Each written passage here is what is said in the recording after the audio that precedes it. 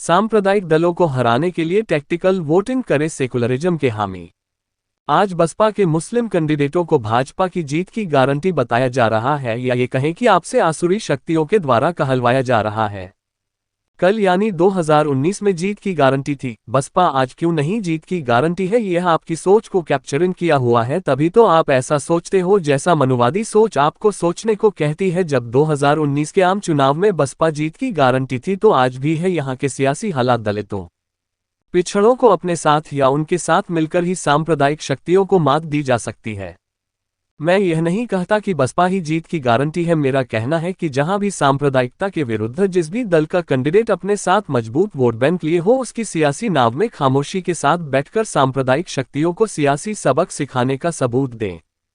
हमारा काम सही दिशा आमजन को बताना है, बाकी आप तय करेंगे कि आपको जीना कैसे है। क्या आप यही चाहते हैं कि इसी तरह के माहौल में जिए या एक अच्छे माहौल में जीना पसंद करते हैं?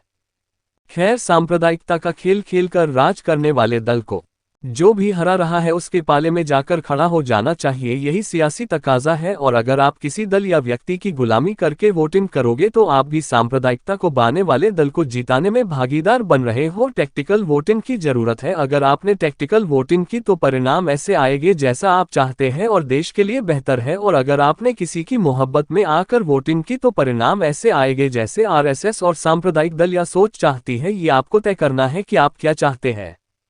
ऐसे बहुत से बुद्धिजीवी हैं जो इस बात को लेकर फिक्रमंद है कि सांप्रदायिकता के खिलाफ वोटिंग करने वाला वोट क्या कर रहा है और उसे क्या करना चाहिए। उनका भी यही कहना है कि सांप्रदायिकता के विरोधी वोटर को टैक्टिकल वोटिंग करनी चाहिए, तभी जाकर देश से सांप्रदायिकता के जहर वाली सोच रखने का दिखावा करने वाली सरकार को हटाकर सेकुलरिज्म सरकार बना सकते हैं।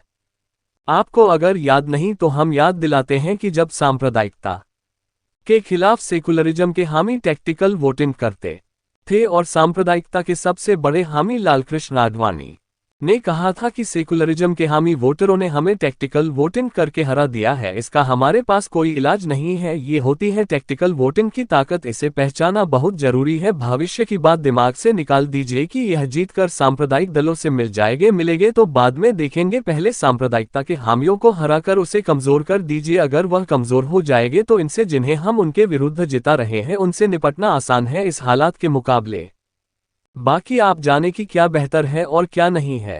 सांप्रदायिकता को हराना जरूरी है, ना कि भविष्य की लड़ाई लड़ने की जो हुई ही नहीं उसकी लड़ाई लड़ने की बात करना उचित नहीं है। जहां जो सांप्रदायिकता को हरा रहा है उसके पीछे चुपचाप खड़े हो जाओ और फिर देखो कितने सुगंध परिणाम आते हैं। बुद्धिजीवियों भी सड़क पर आकर सेकुलरिज्म के हामी वोटरों को घर घर जाकर यह बात समझाएं कि आपको क्या करना है और क्या नहीं करना है। व्यक्ति या दल जरूरी नहीं है, देश में सांप्रदायिक शक्तियों को कमजोर करना जरूरी है। अगर यह सब हुआ तो अच्छे परिणाम आने की उम्मीद की जा सकती है, और अगर हम व्यक्ति और दल को मुंह में लीन रहे तो कुछ बदलने वाला नहीं है।